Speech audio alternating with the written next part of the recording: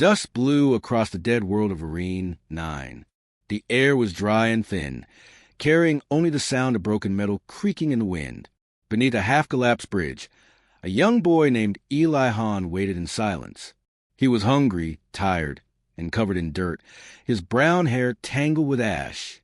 Somewhere above, machines hummed, the Galactic patrol searching for him again. Eli pressed his back to the cold concrete and held his breath. The red lights of the drone swept over the ruins. He knew their pattern now, when to move, when to stay still. For months, he had survived by learning the rhythm of the hunt. The soldiers wanted him because he was human, and there were few of his kind left. When the hum faded, Eli crawled from his hiding place. The sky was gray, full of smoke from old wars that had never ended. He picked up a broken can, hoping for water. It was empty. His throat burned, but he kept walking through the ruins of what had once been a human outpost. Rusted machines lay like bones around him.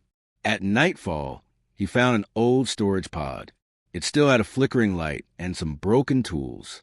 He sat inside and stared at a small metal badge he always carried.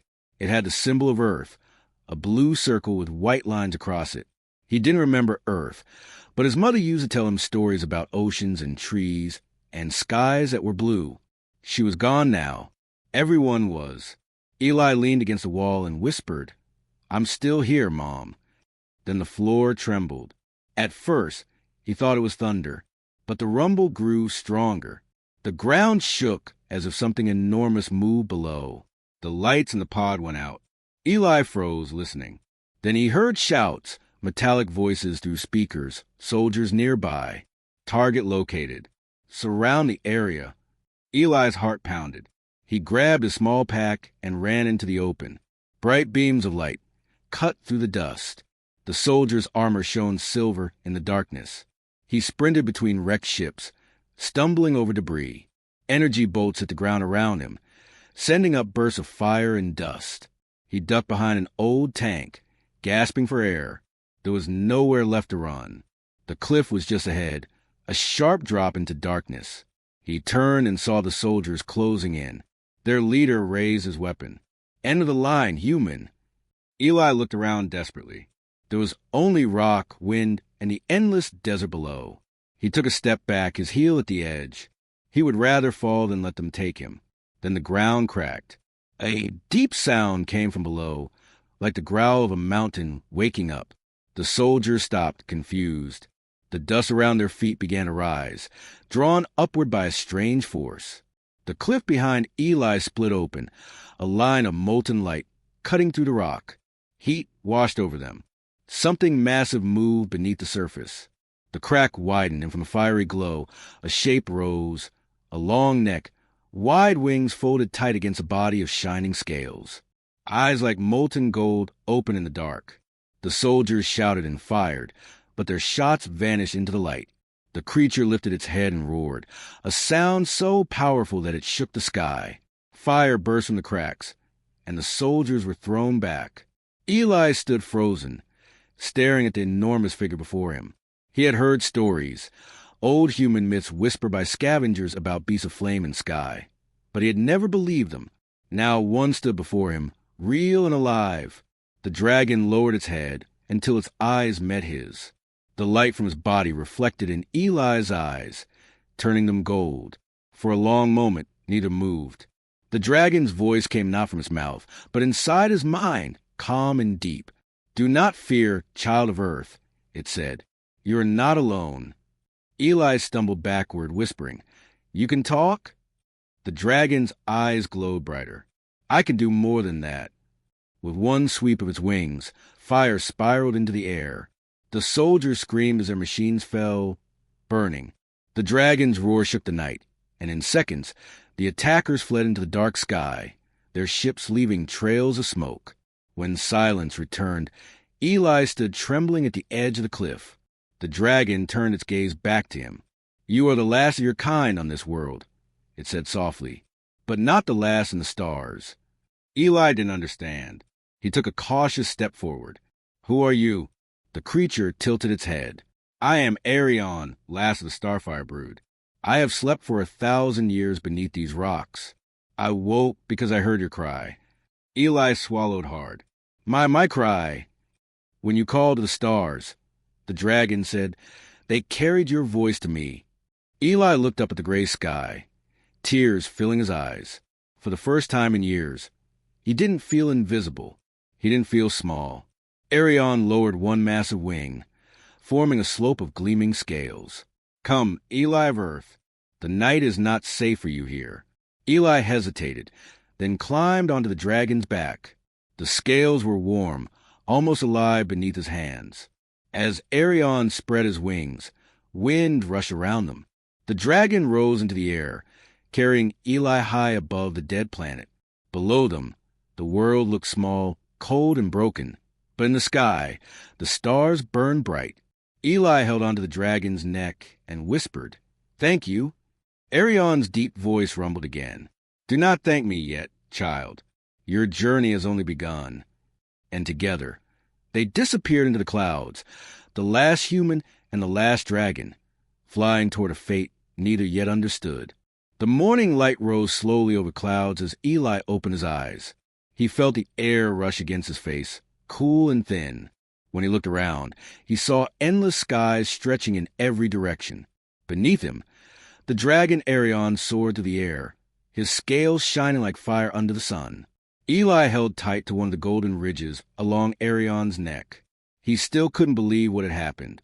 Only hours ago, he was hiding from soldiers. Now he was flying with a creature out of legend. "Are you awake, little one?" Arion's deep voice echoed in his mind. Eli nodded, though he wasn't sure the dragon could see him. I didn't know dragons were real." Arion's wings spread wider, and a low rumble came from his chest. "Humans once knew us well. Your people and mine shared the skies, before the stars fell silent." Eli frowned. "What do you mean?" "The old worlds burned," Arion said quietly. "The humans fought, and the dragons vanished into the deep places of the universe. I was left to guard the last flame." Eli didn't know what that meant, but he could hear sadness in the dragon's voice. The clouds parted below them, showing a sea of black stone and red light. "Where are we going?" Eli asked. Arion tilted his head toward the horizon, to the deep valley. "My kind once rested there. It is the only place safe from those who hunt you." Eli glanced down at the wasteland. "Who were those soldiers? Why do they want me?" "They are part of the Galactic Order," Arion said. "They fear what humans once were. You, child, are a memory they wish to erase." Eli felt a chill. "But I'm just a boy. I don't have anything they want." The dragon's golden eyes glanced back at him. "You are human. That is enough." They flew in silence for a long time. The wind howled around them, but Eli didn't mind. For the first time in years, he felt free. Below them, the world turned from desert to mountains. At the center of the land was a great valley filled with mist and light. Arion began to descend. The air grew warm, thick with the smell of stone and ash. When they landed, the ground glowed faintly with ancient fire. Huge carvings of dragons covered the walls of the valley. Their eyes were made of gems, shining faintly in the dim light. Eli slid off Arion's back and looked around in awe. "It's beautiful," he whispered. "This was once our nest," Arion said. "Here, the starfire dragons were born." Eli ran his hand along one of the stone carvings. It was smooth and warm to the touch. "Are they all gone?" "Almost," Arion replied. "The stars grew cold, and my kin returned to the deep. I remain to protect the ember that still lives." He lowered his head toward the center of the valley, where a pool of glowing water shimmered like fire. "That," he said softly, "is the heart flame." Eli stepped closer. The heat from the pool brushed against his face, but it didn't burn. Instead, it felt alive. He stared into it and saw shapes moving within, dragons flying among stars, humans walking beside them. "What is this?" he asked. Arion's eyes glowed faintly. "It is memory. It holds the past of both our kinds." Suddenly, the water rippled, and Eli saw himself, running, hiding, then standing before Arion as the ground broke open. Eli gasped. "It's showing me." "The heart flame knows all that has touched its light," Arion said. "It sees what was, what is, and sometimes what might be." Eli stared a moment longer, then looked up. Why are you helping me, Arion? You don't even know me. The dragon looked down at him with something close to kindness. You called to the stars, he said. I heard a voice not of fear, but of hope. That voice woke me. Before Eli could answer, a sharp sound broke the quiet. A tremor ran through the ground. The mist around them began to swirl. Arion's had lifted. They've found us. Eli turned and saw ships descending through clouds. Their lights cut through the valley, and metallic figures began to drop from the air. What do we do? He shouted. Arion's chest began to glow, the heat rising around him. You must go to the caves behind the heart flame. They cannot follow you there. But what about you? Eli asked. I will hold them. Eli didn't move. You'll be killed. Arion's great eyes met his. Not yet. Go. Eli hesitated, then ran toward the glowing caves. Behind him, the sound of energy fire echoed. Arion roared, and flames lit up the valley like a second sun. Eli turned once to look back. The dragon stood tall, fire streaming from his wings as he faced the soldiers. His body glowed with golden light, brighter than the weapons aimed at him. When Eli reached the cave, he stopped at the entrance, heart pounding. The whole valley was shaking. He wanted to run back to help, but he knew he would only slow the dragon down. He whispered softly, Please don't die, Arion. The roar that followed shook the mountain, and for a moment, Eli thought the world itself was burning.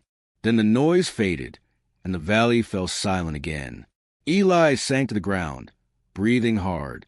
He didn't know if Arion was still alive. But deep inside the cave, he could see something glowing, the same golden light that lived in the dragon's eyes. He stood up, wiped his tears, and walked toward it. The fire of the dragon still burned, and Eli knew the story wasn't over yet. Eli walked deeper into the glowing cave, his footsteps soft on the smooth stone. The air was warm and full of a faint humming sound, like a heartbeat. The golden light shimmered along the walls, showing carvings of dragons and humans standing side by side. He felt small among those images. The figures looked proud and strong, their hands joined, their wings spread wide. Beneath the carvings, old words were burned into the stone, but Eli couldn't read them. He could only feel what they meant. It was something ancient, something alive. At the center of the cave stood a crystal pedestal. Floating above it was a small sphere of light, flickering like fire trapped in glass. Eli stepped closer, drawn by its soft glow. As his hand reached out, the light pulsed and a deep voice echoed around him. It was not Arion's voice, but it carried the same warmth. Human child, it said, the bond has been called again. Eli froze. Who's there? The light flared brighter, and a shape appeared within it. A dragon made of flame and shadow. I am the echo of the pact, it said. Once, dragons and humans swore to guard each other, to share the skies and the stars. That promise was broken long ago. Eli took a step back. I don't understand. Why are you telling me this? Because you have awakened the bond once more, the voice said. The dragon of the deep answered your call, and through him, the old pact stirs again. Eli shook his head. But I didn't call anyone. I just wanted to live. I was scared. Even so, the echo said gently, hope is stronger than fear. When you reached out, your voice crossed the dark, and the last guardian heard you. Eli stared at the flickering shape, his heart heavy. Arion, is he still alive? The light dimmed for a moment. His fire burns, but weakly. The soldiers still search above.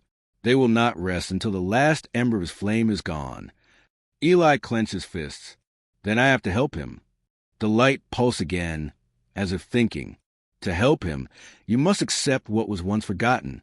The pact can only live if both sides share its burden. Eli frowned. What does that mean? Touch the flame, the echo said, and remember. Eli hesitated, then slowly reached out his hand.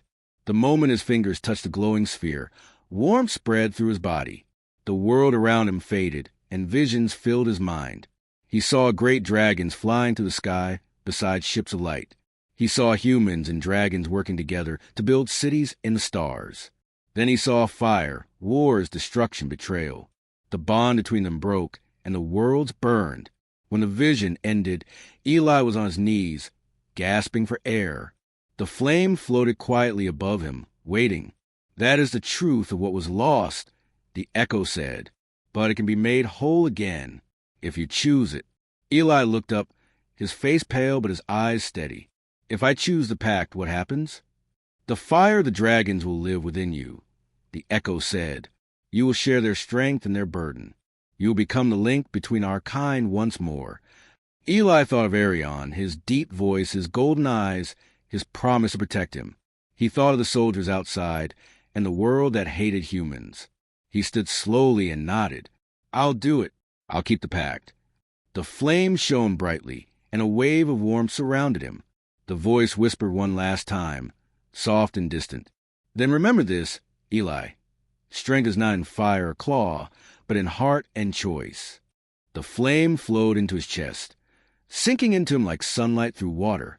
He gasped as his body filled with light. For a moment, he felt everything, the wind, the earth, even the faint heartbeat of Arion somewhere above. When the glow faded, he looked at his hands. Faint golden lines glowed under his skin, moving like rivers. He could feel something inside him, strong, calm, alive.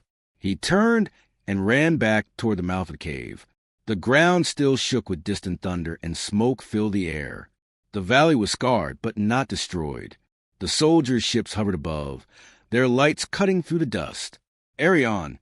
Eli shouted. There was no answer, only silence and smoke. Then a faint sound came to the wind, a heartbeat, slow and steady. Eli followed it, climbing over rocks and broken stone until he reached a fallen ridge. There, half buried under debris, lay Arion.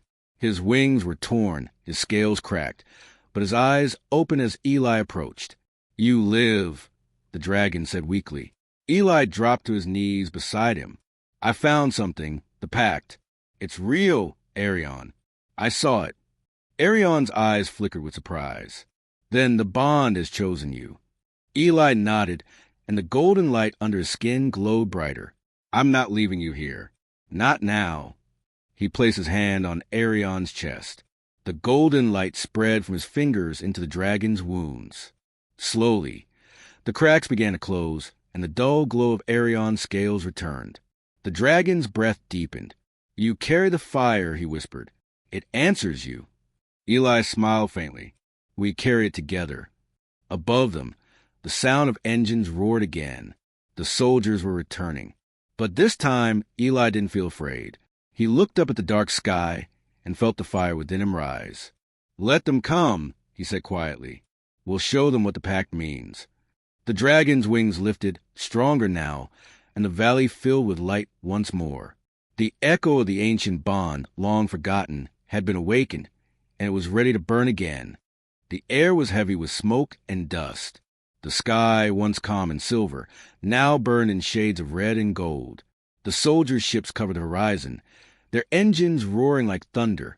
Eli stood on the ridge beside Arion.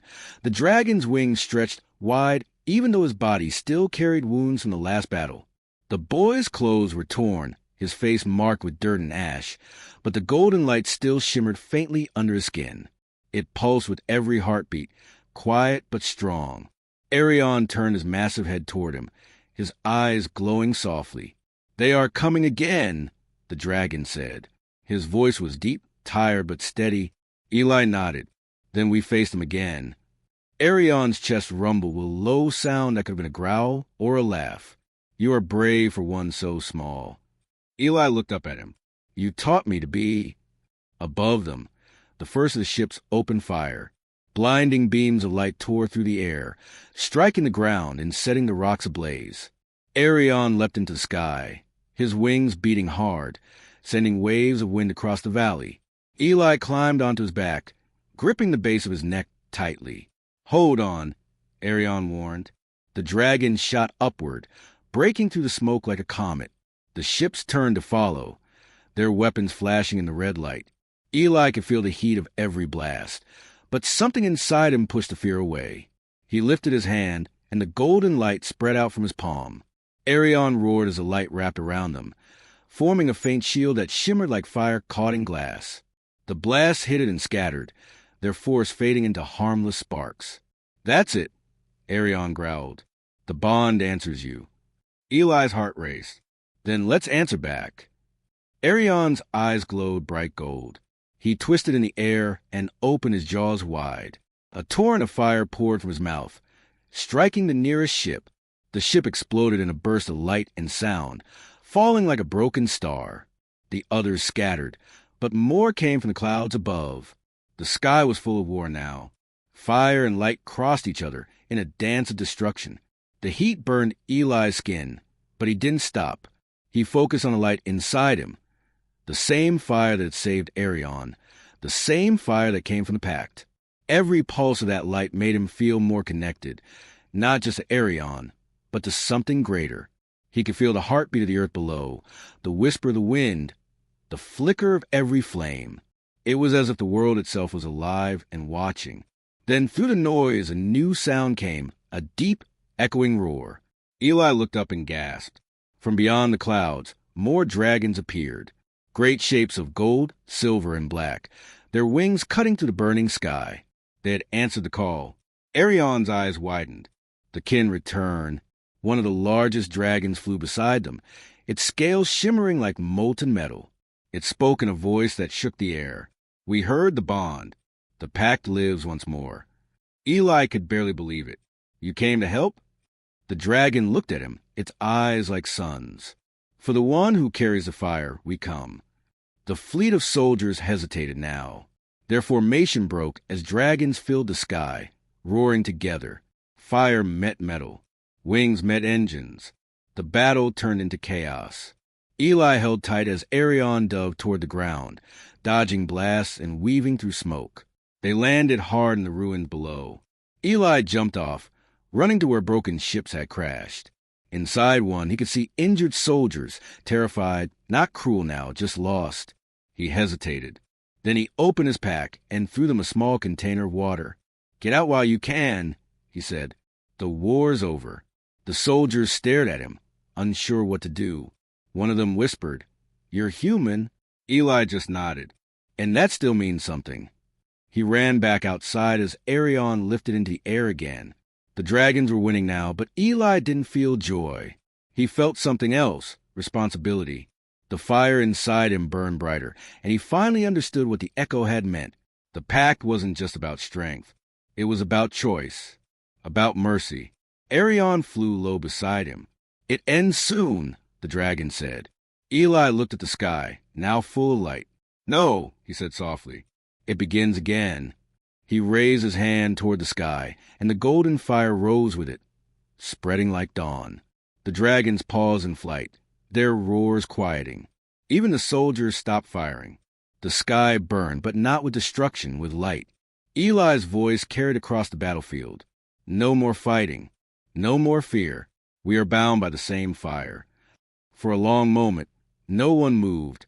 Then, slowly, one of the soldiers dropped his weapon. A dragon landed beside him, not in anger, but in silence. The burning sky began to fade into soft gold. The clouds parted, showing a sun that had been hidden for too long. Arion landed beside Eli again, lowering his great head. "You speak like those who came before," he said. "The world might listen this time." Eli looked at the dragons and the soldiers standing across the ruined land. He didn't know what would come next, but he felt hope for the first time. The fire in the sky dimmed, but it didn't die. It waited like a promise. The battlefield was quiet now. The fires that once burned across the hills had turned to soft embers. Smoke drifted through the air, rising into a pale morning sky. The ground was still scarred and the smell of ash lingered, but for the first time in a long while, there was peace. Eli stood on a broken ridge, his clothes torn and face covered in soot. The golden light that had once blazed inside him now shimmered faintly under his skin, like the last warmth of a dying flame. Beside him stood Arion, wings folded, eyes calm but watchful. The dragon scales reflected the early light, like pieces of dawn. The other dragons circled in the distance, their massive forms gliding silently over the ruins. The soldiers, who had once marched to destroy everything, now stood uncertain, their weapons lowered. None dared to move without looking toward the boy and the dragon. Arion spoke softly, his deep voice echoing like thunder over quiet land. "It is done, little one. The war has ended." Eli looked at the horizon. The sun was rising, painting the sky in orange and gold. "Yes," he said, "but peace doesn't just happen. We have to build it." The dragon's great eyes turned toward him. "And who will teach them that?" Eli looked around. The dragons in the sky, the soldiers on the ground, the broken ships scattered across the valley. "All of us," he said. "Together." Arion watched him for a long moment, then lowered his head. "You speak as if you were born for this." Eli smiled faintly. "Maybe I was, or maybe I just learned from you." Far above, the dragons began to roar, not in anger but in triumph. Their voices rolled across the land like waves of fire. The soldiers dropped to their knees, not from fear, but from awe. The dragons were not destroyers now. They were guardians. Arion spread his wings and looked down at Eli. "The dawn has come, human. The world will remember you." Eli shook his head. "It's not me they should remember. It's what we did together." He reached out and touched Arion's scales, feeling the warmth beneath. The dragon lowered his massive head so that their eyes were level. "Then it will remember us both," Arion said softly. They stood there as the sun climbed higher, golden light spreading across the land. Slowly, the dragons began to descend, landing in wide circles around the ruins. Soldiers approached carefully, unsure, holding no weapons now. Some bowed their heads. Others simply stood and watched, unable to speak. Eli stepped forward. His small figure looked fragile among them all, but his voice was steady. "The pact is not just an old story anymore," he said. "It's real again. Dragons and humans once fought side by side, and now we can again not to destroy but to protect." A soldier spoke up quietly. "But can we ever trust each other after all this?" Eli looked at him, then at Arion. "Trust starts with one step," he said. "We took that step together when we chose not to kill." Arion rumbled with approval. "The boy speaks truth. The fire within us burns not to consume, but to light the way." The ground seemed to tremble with his words. The air grew warmer, not from battle, but from the power of the dragons' hearts. Their scales shimmered, reflecting the sunlight until the entire valley glowed. Eli raised his hand, and the faint golden light flowed from his skin again. It spread slowly, reaching across the battlefield, touching dragons and humans alike. Wherever it passed, the broken ground began to heal. Burnt soil turned dark and rich. The air smelled fresh, like rain after drought. The soldiers stared in wonder. One whispered, "He's healing the land." Arion smiled slightly, his sharp teeth glinting.